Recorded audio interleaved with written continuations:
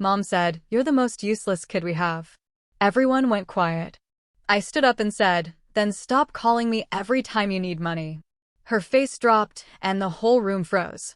I genuinely thought last Christmas was finally going to be my moment, a chance to share amazing news, to finally make my family, especially my mom, proud of me.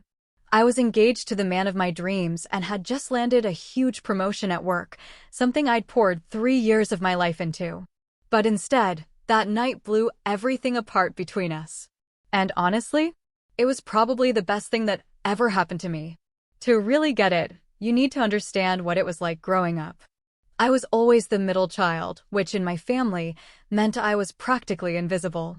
My older brother, Michael, was the golden boy. In my mother Patricia's eyes, he could do no wrong.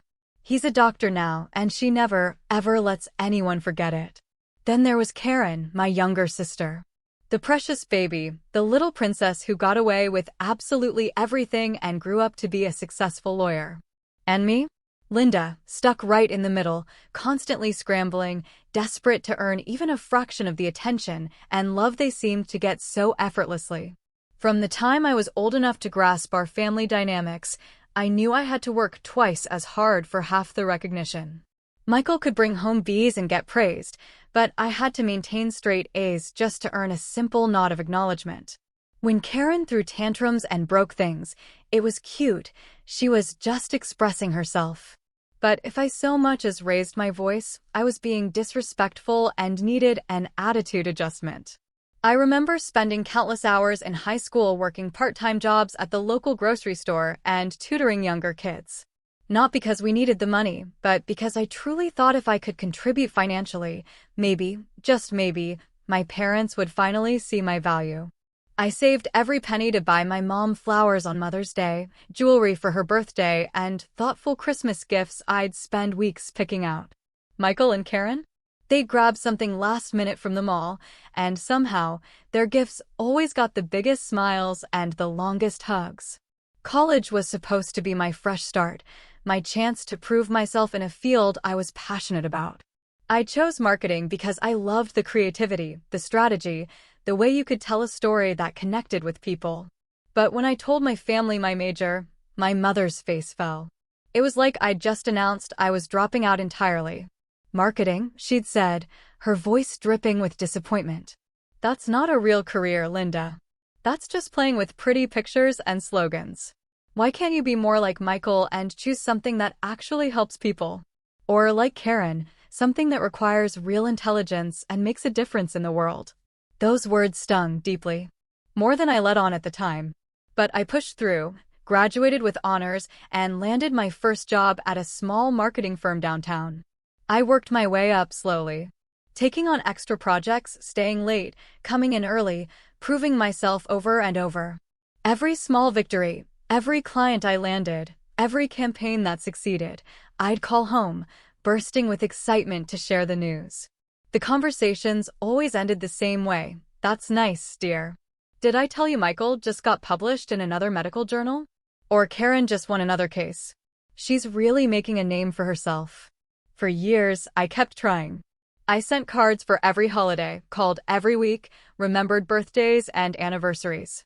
When my parents moved into their new house at 26, I spent my entire vacation painting walls and organizing boxes. My siblings? Too busy with their important careers to help. I dog-sat their German Shepherd whenever they went out of town, even though I'm allergic and would spend the whole weekend sneezing and taking antihistamines. Last spring, when my dad Robert had emergency gallbladder surgery, I was the one who took time off work to drive him to appointments and sit with my mom in the waiting room for 6 hours. Michael was in surgery himself that day, and Karen was in court. But somehow, I was the one who got lectured later about how I should have called them both with updates more frequently. The worst part wasn't even the lack of recognition. It was the constant comparison. Every conversation somehow circled back to how much more successful, more attractive, more accomplished my siblings were. Family dinners became endurance tests. Sitting there, listening to endless praise for achievements that honestly weren't any more impressive than my own, but were treated like Nobel Prize wins because they came from the golden children. But this past fall, things in my life finally started clicking into place. David and I had been dating for 2 years, and he proposed during a weekend trip to the mountains in October. The ring was simple, perfect. More importantly, he saw me in a way my family never had. He celebrated my wins at work, encouraged my creative projects, and never once made me feel like I had to compete for his attention or approval. Around the same time, my company promoted me to Senior Marketing Coordinator. It came with a significant salary increase and the chance to lead my own team. It was everything I'd worked toward. For the first time in my adult life, I felt genuinely proud. I couldn't wait to share both pieces of news with my family at Christmas, hoping that maybe, just maybe, this time would be different. Christmas morning started the way it always did at my childhood home on Maple Street. The house was decorated the exact same way it had been for the past 20 years. White lights on the evergreen tree, red and gold ornaments my mother had collected, the same angel topper since I was 5. The smell of cinnamon rolls and coffee filled the air. Christmas music played softly. I arrived around 10 a.m., arms full of carefully wrapped presents, heart full of nervous excitement. David was with his family in Portland, but we'd planned to celebrate when he got back. I'd been carrying my engagement ring in my purse for 2 months, wanting to announce it in person. My dad greeted me at the door with one of his warm bear hugs. Robert had always been the more emotionally available parent, the one who remembered to ask about my job and actually listened. "There's my marketing genius," he said, taking the presents. "How's the new position treating you?" I lit up. "Actually, Dad, I have some really exciting news to share with everyone." "Oh yeah? Can't wait to hear it, sweetheart." My mom appeared in the doorway, wearing the red cashmere sweater I'd bought her for her birthday last year. She looked me up and down with that familiar expression, the one that somehow found fault before I'd even said hello. "Linda, what on earth are you wearing? That green dress makes you look washed out. Didn't I tell you that color doesn't work with your complexion? And your hair looks like you just rolled out of bed. Merry Christmas to you too, Mom." I forced a smile. "I actually spent an hour on my hair this morning." "Well, you should have spent 2, she replied, turning toward the kitchen. "Karen looks absolutely stunning in her new navy suit. You should ask her where she shops."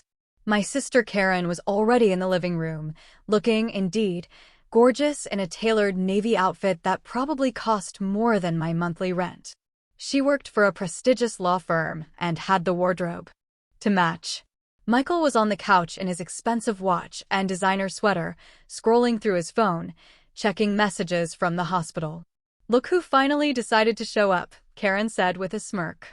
"We've been waiting to start presents." "I'm literally 5 minutes late because I stopped to get gas," I replied, but nobody seemed to be listening. The gift exchange went exactly as I'd expected.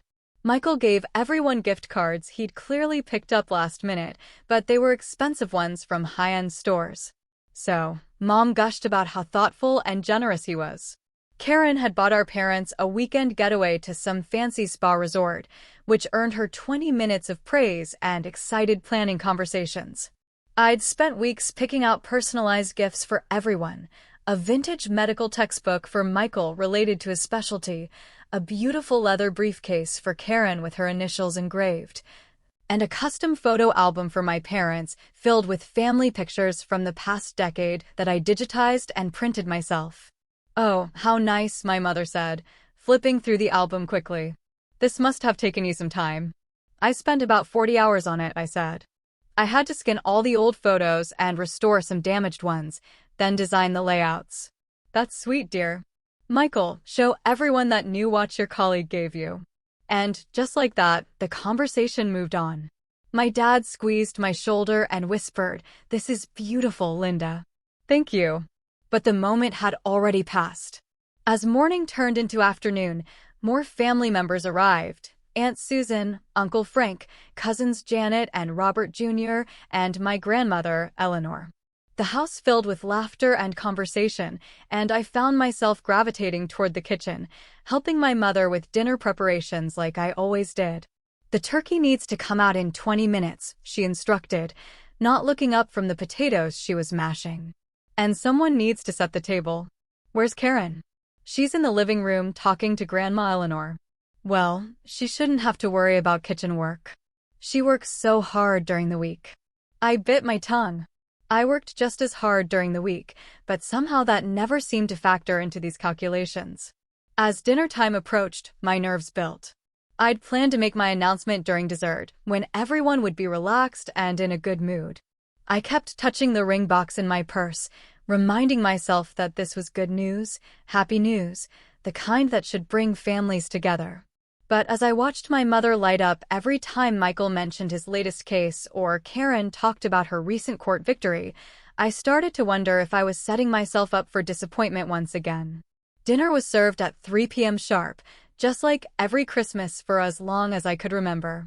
The dining room table was set with my mother's finest china, the same pattern she'd used for special occasions since I was a child.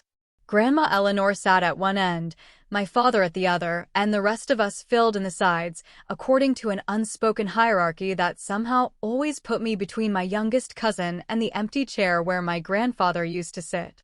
The conversation flowed easily around topics I'd heard 100 times: Michael's new medical practice expanding, Karen's recent promotion to junior partner, my cousin Janet's wedding planning. I participated when spoken to, laughed at my Uncle Frank's bad jokes, and complimented my Aunt Susan's new haircut, all while waiting for the right moment to share my own news. "So, Linda," my grandmother said during a lull in conversation, "are you still working at that little advertising company downtown?" "Marketing company, Grandma." "And yes, I am. Actually, I have some exciting news about that." Before I could continue, my mother jumped in. "Linda thinks making pretty pictures for businesses is the same as having a real career. I keep telling her she should go back to school for something more substantial, like nursing or teaching." "Marketing is a real career, Mom," I said, trying to keep my voice even. "It's actually a field that requires a lot of strategy and analysis. I just got promoted to senior coordinator, which means I'll be leading my own team." "Oh, that's wonderful, honey," my Aunt Susan said kindly. "Congratulations." "Thank you. And actually, I have even bigger news than that." I reached into my purse and pulled out the small velvet box, my heart pounding so hard I was sure everyone could hear it. This was it. The moment I'd been planning for weeks. David proposed. I announced, opening the box to reveal the beautiful solitaire ring. "We're engaged." The reaction wasn't quite what I'd hoped for. There was a moment of silence, then polite congratulations from most of the table. My father's face broke into a genuine smile, and my grandmother reached over to squeeze my hand. But my mother's expression remained unchanged, almost bored. "When did this happen?" Karen asked. "In October. We went to the mountains for a weekend, and he proposed during a hike to this beautiful overlook. It was perfect." "October," my mother said, her voice sharp. "You've been engaged for 2 months, and you're just telling us now?" "I wanted to tell you in person, as a family." "Well, that's just typical of you, Linda. Always so secretive, always keeping things to yourself. No wonder we never know what's going on in your life." I felt the familiar sting of criticism disguised as concern. "I'm not secretive, Mom. I call every week. I just wanted this to be special." "What does David do again?" Michael asked, though I'd told him at least 3 times. "He's a high school English teacher." "A teacher?" My mother repeated the word, dripping with disappointment. "Well, I suppose that's stable employment, at least." The way she said it made it clear what she was thinking. Not impressive enough, not successful enough, not good enough for her daughter. Never mind that David was kind, intelligent, funny, and treated me like I was the most important person in his world. "He's a wonderful man," my grandmother said firmly. "When do we get to meet him properly?" "Soon, I hope. He's with his family in Portland for Christmas, but we're planning to have dinner with everyone next month." "I hope he knows what he's getting into," Karen said with a laugh that didn't quite reach her eyes. "Linda's always been the difficult one in the family." "I'm not difficult," I protested. But my mother was already nodding in agreement. "Linda has always been challenging," she said, as if I weren't sitting right there. "She's never quite figured out how to make things easy on herself or anyone else." The words hit me like a physical blow, but I tried to shake them off. This was supposed to be a celebration, a happy moment. I couldn't let them ruin it. "Well, I think it's wonderful news," my father said, raising his glass of wine. "To Linda and David, May you be very happy together." A few people raised their glasses half-heartedly, but the moment felt forced and awkward. The conversation quickly moved on to other topics, and I found myself sitting there with the ring box still in my hands, feeling smaller and more insignificant than ever. As dessert was being served, my mother launched into a detailed account of Michael's latest professional achievements. He'd been featured in a medical journal, invited to speak at a conference in Chicago, and was being considered for a position at the university hospital. Each accomplishment was described in glowing detail, my mother's pride practically radiating across the table. And Karen, she continued without missing a beat, just won the biggest case of her career. The settlement was in the six figures, and the senior partners are talking about fast-tracking her to full partner. "That's amazing," I said, genuinely meaning it. "Congratulations, Karen." "Thanks," she said, but her attention was already back on her phone. I sat there listening to the praise being heaped on my siblings, waiting for someone to circle back to my engagement or promotion, but it never happened. It was as if I'd never spoken. As if my news didn't matter enough to warrant more than a few seconds of attention. That's when my mother looked directly at me and said the words that would change everything between us forever. "You know, Linda, I've been thinking about this engagement of yours, and I have to be honest. I'm worried about David. I mean, what kind of man proposes to you?" The table went quiet. Even my cousins looked up from their phones. "What do you mean?" I asked, though I was afraid I already knew. "Well, let's be realistic here. You're 32. You work in a job that barely pays the bills. You live in that tiny apartment, and you've never really accomplished anything significant. You're the most useless child we have. I just hope David realizes what he's signing up for before it's too late." The silence that followed was deafening. I could feel every pair of eyes staring at me, waiting to see how I would react. My Aunt Susan looked horrified. My father was shaking his head in disbelief. Even Michael and Karen seemed shocked by the cruelty of the comment. But for the first time in my life, instead of shrinking back and taking it, instead of making excuses or trying to laugh it off, I felt something different rising up inside me. It was anger, yes, but more than that, it was clarity. It was 32 years of suppressed frustration and hurt, finally finding its voice. I stood up slowly, my hands trembling with emotion, and looked my mother directly in the eyes. "Then stop calling me when you need money," I said, my voice steady and clear. Her face fell. The silence that followed my words was so complete that I could hear the grandfather clock ticking in the hallway and the distant sound of Christmas music still playing in the living room. My mother's face went from confident superiority to something I'd never seen before, genuine shock mixed with what looked like panic. "What are you talking about?" she asked, but her voice had lost all its earlier authority. "I'm talking about the $1,500 I've been sending you every month for the past 2 years to cover your car payments, because Dad's business was struggling," I said. "I'm talking about the $3,000 I gave you last spring when he needed surgery and your insurance wouldn't cover all the costs. I'm talking about the $2,000 I sent to help pay for Karen's bar exam fees, because she'd already spent her trust fund on that trip to Europe." I reached into my purse and pulled out my phone, opening my banking app with fingers that were surprisingly steady despite the adrenaline coursing through my veins. "Want to see the receipts?" I continued, holding up the screen. "Because I have them all right here. Every transfer, every check, every emergency loan that somehow never got paid back." My Aunt Susan was staring at me with her mouth slightly open. My Uncle Frank had put down his fork and was listening intently.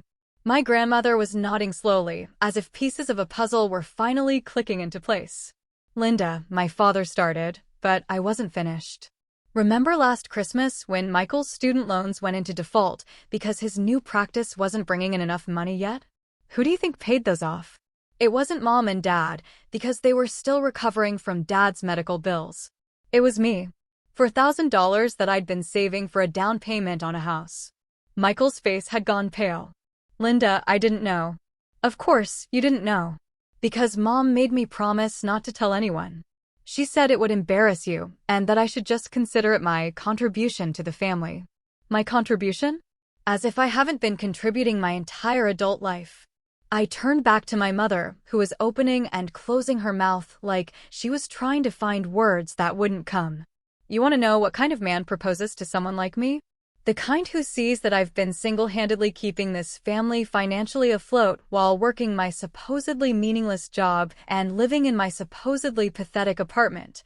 The kind who recognizes that maybe, just maybe, I've been sacrificing my own financial security and dreams to take care of everyone else. I never asked you to, my mother began weakly. You absolutely did ask. You called me crying about the car payments. You called me panicking about Dad's surgery. You called me begging for help with Karen's fees. And every single time I helped. Because that's what families do. But apparently, that's what the useless child does while the successful ones get all the credit and none of the responsibility. Karen finally spoke up, her voice small. I didn't know you paid for my bar exam. Because I wasn't supposed to tell you. Just like I wasn't supposed to tell anyone about the money I've been lending Mom and Dad, or the payment I made on Michael's loans, or the countless other times I've bailed this family out of financial trouble. I opened my banking app again and started reading actual numbers and dates. September 15, 2022, $1,500 to Patricia Walsh for car payment. October 3rd, $1,500 to Patricia Walsh for car payment. November 7th, $2,000 to Robert Walsh for medical expenses. December 19th, $1,500 to Patricia Walsh for car payment. My father was staring at my mother with an expression I'd never seen before. Patricia, is this true? It's not what it sounds like, she said quickly. Linda was just helping out temporarily while we got back on our feet. Temporarily? I laughed, but there was no humor in it. It's been 2 years, Mom. 2 years of monthly payments. 2 years of me prioritizing your financial stability over my own. 2 years of me living paycheck to paycheck while you drove around in a car I was paying for, complaining about how unsuccessful your useless daughter is. My grandmother reached across the table and grabbed my hand. Honey, why didn't you tell any of us about this? Because I thought if I could just help enough, if I could just prove my value to this family in some way, maybe I'd finally earn the love and respect that Michael and Karen seemed to get for free. I thought if I could be useful, even if it was just financially, maybe Mom would stop looking at me like I was a disappointment. The tears I'd been holding back for years were finally coming. But they weren't tears of sadness anymore. They were tears of release, of finally speaking a truth I'd been carrying alone for so long. You want to know what David sees in me? I continued, my voice growing stronger. He sees someone who's been working 2 jobs to support her family while they belittle her career. He sees someone who's been giving up her own dreams and financial goals to make sure everyone else in her family is okay. He sees someone who's been the real backbone of this family while being treated like she's worthless. Michael was shaking his head. Linda, I had no idea. If I'd known you were the one who paid off my loans, you'd what? You'd have treated me with basic respect? You'd have defended me when Mom made her snide comments? Because that's all I ever wanted. Not gratitude, not praise, just basic human decency. I turned to Karen, who was staring down at her plate. And you? Do you have any idea how many times I've covered for you? Not just financially, but in every other way? When you were too hungover to help Mom move, who do you think spent her weekend packing boxes? When you were too busy to visit Dad in the hospital, who do you think sat with him for hours? Linda, my father said quietly. I'm so sorry. I had no idea your mother was asking you for money because she made me promise not to tell you. She said it would hurt your pride and that you are the most financially stable one. It was my responsibility to help. Funny how I went from being the most useless to the most financially stable, depending on what she needed from me. My mother finally found her voice again. You're being dramatic, Linda. Families help each other. That's what we do. No, Mom.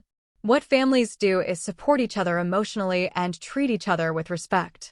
What you do is take my money while telling everyone how worthless I am. What you do is use me as a financial safety net while treating me like an embarrassment. I stood up and pushed my chair back from the table. Well, congratulations. You're about to find out exactly how useless I really am, because as of today, the Bank of Linda is permanently closed. The aftermath of my revelation was immediate and chaotic. As soon as I announced that I was done being the family's financial safety net, multiple conversations erupted around the table simultaneously. My Aunt Susan was demanding to know how long this had been going on. My Uncle Frank was asking my father if he knew about the money. My grandmother was looking at my mother with an expression of deep disappointment. Linda, wait, my mother said, standing up as I gathered my purse and coat. Let's talk about this privately. There's no need to air our family business in front of everyone. Our family business? I turned back to face her. You mean the family business where you humiliate me in front of these same people every chance you get? The family business where you announce to everyone that I'm the most useless child you have? I think they're entitled to know the truth about how this family really operates. You're being vindictive, she accused, but her voice was shaking. I'm being honest. For the first time in my adult life, I'm being completely honest about what's been happening in this family. And if that makes you uncomfortable, maybe you should ask yourself why. My cousin Janet spoke up from across the table. Linda, are you serious about the money? You've really been supporting them financially. Dead serious. I can show you bank statements going back years if you want proof. My father was staring at my mother with a mixture of confusion and anger. Patricia, we need to talk right now. Not in front of everyone, she hissed. Why not? You had no problem discussing Linda's failures in front of everyone. You had no problem announcing to the entire table that she's useless. So why is it suddenly inappropriate to discuss the truth? Michael finally spoke up, his voice quiet. Linda, about my student loans. I genuinely didn't know. I thought Mom and Dad had helped me out. I know you didn't know, I said, and I meant it. None of you knew because I was specifically told not to tell you. But Michael, can I ask you something? In all the years we've been adults, have you ever once asked me if I needed help with anything? Have you ever inquired about my finances, my career struggles, my personal life beyond the bare minimum? He was quiet for a long moment. No, he finally admitted. I guess I assumed you were doing fine. You assumed I was doing fine because it was easier than actually paying attention to my life. Just like it was easier for Karen to assume someone else would handle the family emergencies, and easier for Mom to assume I'd always be there to bail everyone out while she criticized everything about me. Karen finally looked up from her plate. I don't understand why you didn't just say no if you didn't want to help. Because I did want to help, I exclaimed. I wanted to help because I love this family, despite everything.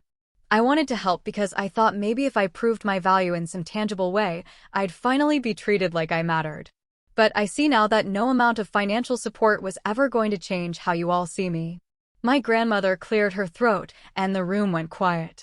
When Eleanor Walsh spoke, people listened. She'd been the matriarch of our family for as long as I could remember, and her opinion carried weight. Patricia, she said, her voice stern in a way I rarely heard. I am deeply disappointed in you. This young woman has been sacrificing her own financial security to help this family, and you've been treating her like she's worthless. That's not just ungrateful, it's cruel. Mother, you don't understand the whole situation, my mom started. I understand enough.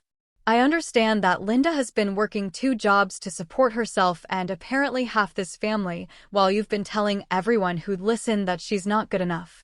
I understand that she just announced her engagement, which should be one of the happiest moments of her life, and instead of celebrating with her, you used it as an opportunity to tear her down.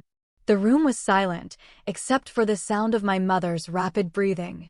I'd never seen her called out so directly by her own mother before. And another thing, my grandmother continued, I've watched this girl grow up, and she's never been anything but kind, generous, and hardworking. If she's the most useless child you have, Patricia, then you have no idea how to measure a person's worth. My Aunt Susan nodded emphatically. I have to agree with Mom. Linda, I had no idea you were dealing with all of this. I always wondered why you seemed so stressed during family gatherings. I wasn't stressed, I said quietly. I was exhausted. Emotionally, financially, physically exhausted from trying to be enough for a family that had already decided I never would be. My mother made one last attempt to regain control of the narrative. Linda, you're making this sound much worse than it is. We're family. We help each other. No, Mom. What families do is support each other emotionally and treat each other with respect. What you do is take my money while telling everyone how worthless I am. What you do is use me as a financial safety net while treating me like an embarrassment. I walked toward the door, but turned back one more time. My wedding is going to be beautiful. David and I are going to build a wonderful life together. And we're going to do it without the constant criticism and emotional manipulation that I've been accepting as normal for the past 32 years. Anyone who wants to be part of that life with respect and kindness is welcome. Anyone who doesn't can keep my phone number for emergencies, but don't expect me to answer. And with that, I walked out of my childhood home, leaving behind a table full of shocked faces and a mother who was finally experiencing what it felt like to be the one left speechless. The week following Christmas was unlike anything I'd ever experienced. My phone started ringing before I even made it home that evening, and it didn't stop for days. But for the first time in my adult life, I wasn't answering every call immediately. I wasn't dropping everything to manage other people's emotions or solve their problems. David had flown back from Portland 2 days early when I called him crying from my car in my parents' driveway. He found me sitting on my couch at 11 p.m. that night, still in my Christmas dress, staring at my phone as it buzzed with incoming calls and text messages. "I can't believe I actually did that," I kept saying. "I can't believe I finally said all of that out loud." "I can," he said, pulling me close. "I've been waiting for you to stand up to them for 2 years. I just didn't want to push, because I knew you had to get there on your own. But what if I was wrong? What if I was too harsh?" "Linda," he said gently, "you've been paying your mother's car payment for 2 years while she told people you were useless. There's no universe in which you were too harsh." The messages started pouring in that night and continued for days. My father called first, his voice heavy with what sounded like genuine regret. "Linda, honey, I had no idea your mother was asking you for money. I'm so sorry. If I'd known, Dad, it's not just about the money. It's about the way she's treated me my entire life. The money was just the final straw." "I know, sweetheart. I've been thinking a lot about that since you left. And you're right. I should have stood up for you more over the years. I should have said something when she made those comments." It was the first real apology I'd ever received from anyone in my family, and it meant more than I could express. Michael called the next day. "Linda, I feel terrible about the loan situation. I want to pay you back." "It's not about paying me back, Michael. It's about the fact that for all these years, you've been perfectly happy to assume that someone else would handle family problems while you focused on your career. You never once asked if I needed help or support." "You're right," he said quietly. I guess I always saw you as the strong one, the one who had everything figured out. I was the one who couldn't say no. There's a difference." Karen took 3 days to call, and when she did, she was defensive. "I don't understand why you're being so dramatic about this, Linda. Families help each other out. It's not like anyone forced you to give us money." "Karen, do you remember what you said to me at dinner? You said I was the difficult one in the family. Do you have any idea how that felt coming right after Mom called me useless?" "I was just joking around." "It wasn't a joke to me. It never is. Do you realize that between you and Michael, I can't remember the last time either of you said something genuinely kind about me? The last time you supported me or celebrated something good happening in my life." She was quiet for a long moment. "I guess I never thought about it that way. That's the problem. None of you think about it. You take my support for granted while treating me like I'm the burden." My mother, predictably, was the most persistent. She called 6 times on December 26th alone, leaving increasingly frantic voicemails. "Linda, this is ridiculous. Call me back so we can discuss this like adults. Linda, you're being incredibly selfish. Your father is upset, and this is affecting the whole family. Linda, I don't know what's gotten into you, but this attitude needs to stop. We're your family." On December 28th, she tried a different approach. "Linda, honey, I think I may have spoken too harshly at dinner. Maybe we can work something out about the money situation." But it wasn't until December 30th that she finally called and said the words I'd been waiting 32 years to hear. "Linda, I was wrong. I'm sorry." I almost didn't answer the phone. I'd been screening her calls for days, and David had been encouraging me to take my time before engaging, but something about the 10th ring made me pick up. "Hello, Mom." "Linda, thank God. Please don't hang up. I need to talk to you." "I'm listening." "Your father and I have been talking, and I think I owe you an apology. A real one." I waited. "What I said at dinner was unforgivable. You're not useless. You're the opposite of useless. You've been. God, Linda, you've been holding this family together, and I've been treating you terribly. It was the closest thing to a genuine apology I'd ever received from her. But I wasn't ready to let my guard down completely. Mom, it's not just what you said at dinner. It's been a pattern my entire life. The constant criticism, the comparisons to Michael and Karen, the way you dismiss my career and my accomplishments. I know, she said, and her voice was shaking. I know, and I don't have a good excuse for it. I think maybe I saw myself in you, and I was harder on you because of it. What do you mean? I was the middle child, too. I know what it's like to feel invisible, and instead of protecting you from that feeling, I think I made it worse. I think I pushed you harder because I wanted you to be stronger than I was. It wasn't a complete explanation, and it certainly wasn't an excuse, but it was the first time my mother had ever shown me any real vulnerability or self-awareness. The money stops, Mom. All of it. No more car payments, no more emergency loans, no more bailing anyone out. I understand. You're right to stop. We never should have put that burden on you. And the criticism stops, too. I'm not going to tolerate being belittled anymore, especially in front of other people. Okay, I'll try to do better. Don't try, Mom. Do better. Because if you can't, then David and I will build our life without this family's involvement. It was an ultimatum, but it felt necessary. For the first time in my life, I was setting real boundaries with consequences I was prepared to enforce. 3 months later, my life looked completely different. The constant financial stress was gone, replaced by something I'd never experienced before: actual savings. For the first time since college, I had money left over at the end of each month. David and I opened a joint savings account and started planning not just our wedding, but our future together. The emotional change was even more dramatic. Without the constant weight of family drama and financial obligations, I felt lighter, more confident, more like myself. My performance at work improved noticeably once I wasn't distracted by family emergencies and guilt-inducing phone calls. My boss noticed the change and hinted at additional promotion opportunities coming up. You seem different lately, she said during my quarterly review. More focused, more assertive in meetings. Whatever you're doing, keep it up. I was doing something I'd never done before, prioritizing my own well-being. The family dynamics shifted dramatically once the financial safety net was removed. My father, it turned out, had been completely unaware of the extent to which my mother had been borrowing money from me. When he discovered the full scope of it, he was furious. 2 years, Patricia. You've been taking money from our daughter for 2 years without telling me. They ended up going to financial counseling together, something that probably should have happened years earlier. My father took a part-time consulting job to supplement their income, and my mother finally admitted they'd been living beyond their means. Michael and Karen, meanwhile, were forced to confront their own assumptions about family support. Michael called me 6 weeks after Christmas with an update that surprised me.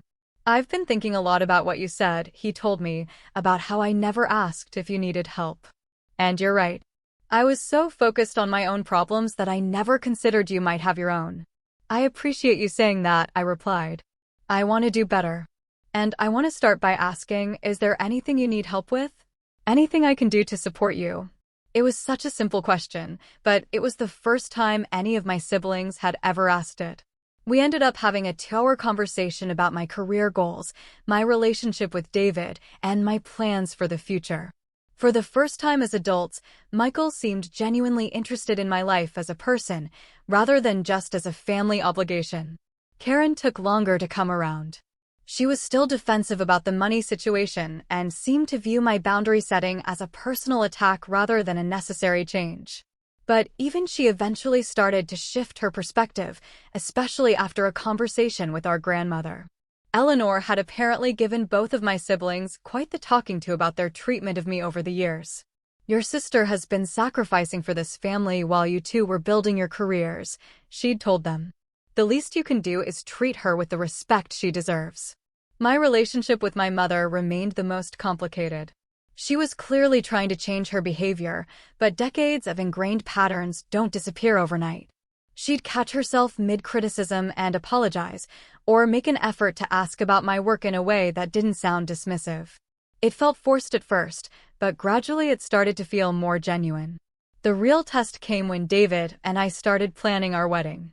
I'd been dreading the inevitable commentary and attempts to control the process. But to my surprise, my mother mostly kept her opinions to herself. When she did offer suggestions, she prefaced them with things like, "just an idea," or "only if you think it would work." "I like the photographer you chose," she said during one of our planning sessions. "The samples you showed me are beautiful." It was such a normal, supportive comment that I almost didn't know how to respond. This was what healthy family interaction was supposed to look like. My father, on the other hand, threw himself into wedding planning with enthusiasm I hadn't expected. He offered to help with costs, insisted on walking me down the aisle, and spent hours researching venues and vendors with me. It was as if he was trying to make up for years of standing by while my mother criticized me. "I'm so proud of you," he told me one afternoon as we sampled cakes at a bakery downtown. "Not just for standing up to your mother, but for building such a good life for yourself." David's a lucky man. Coming from my father, those words meant everything. The biggest surprise was how many other family members reached out to support me once they learned the full story. My Aunt Susan started calling regularly just to check in. My cousin Janet asked if she could help with wedding planning. Even some of my more distant relatives made efforts to connect with me in ways they never had before. "I always sensed there was tension," my Aunt Susan explained, "but I never realized how bad it was. Your mother has always been intense, but I didn't know she was being so unfair to you." It turned out that several family members had noticed the dynamic over the years, but hadn't felt comfortable intervening. My Christmas outburst had given them permission to address what they'd been seeing but ignoring. The most meaningful change was in my relationship with David's family. Without the constant drain of my own family's drama, I was able to invest more emotional energy in building relationships with his parents and siblings. They welcomed me with an openness and warmth that I'd never experienced. And for the first time, I understood what healthy family dynamics actually looked like. "Your family is so normal," I told David after a Sunday dinner with his parents where no one criticized anyone, and everyone seemed genuinely happy to be together. "Yours can be too," he said. "It just takes time and boundaries." He was right. Slowly, carefully, with clear expectations and consequences, some of my family relationships were beginning to heal. Not all of them, and not completely, but enough to give me hope that the future could be different from the past. 6 months after that Christmas dinner, David and I were married in a small ceremony at a historic in about an hour outside the city. The guest list was carefully curated, including only people who had shown genuine support for our relationship and respect for both of us as individuals.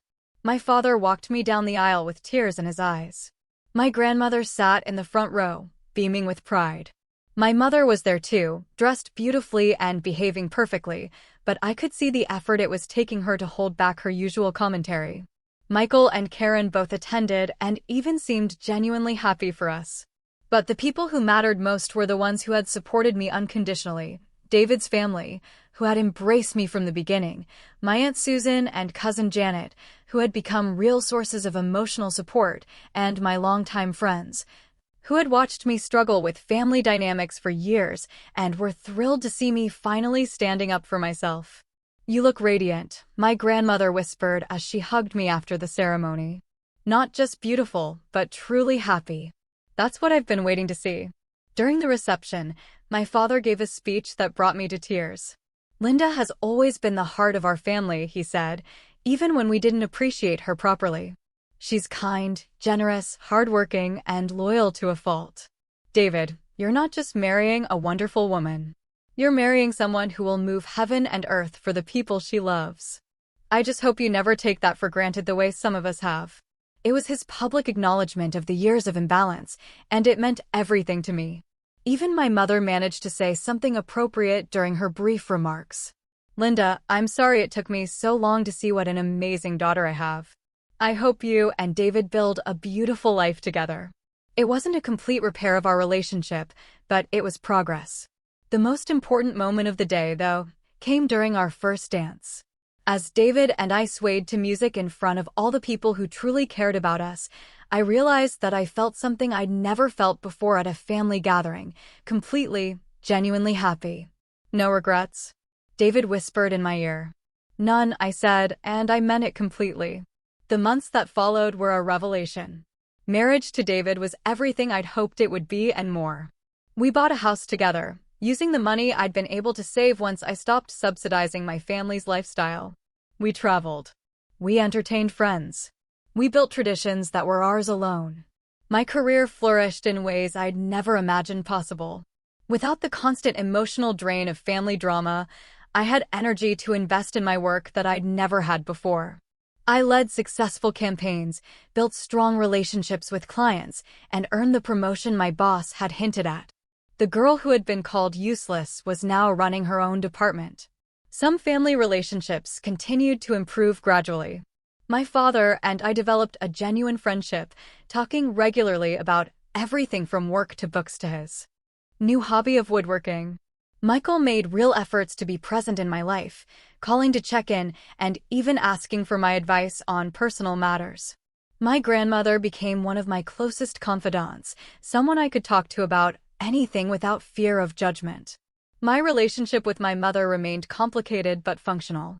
She still struggled with her tendency to criticize, but she caught herself more often and made real efforts to be supportive. When I told her I was considering going back to school for an MBA, she surprised me by saying, "That sounds like a wonderful opportunity. You'd be excellent at that."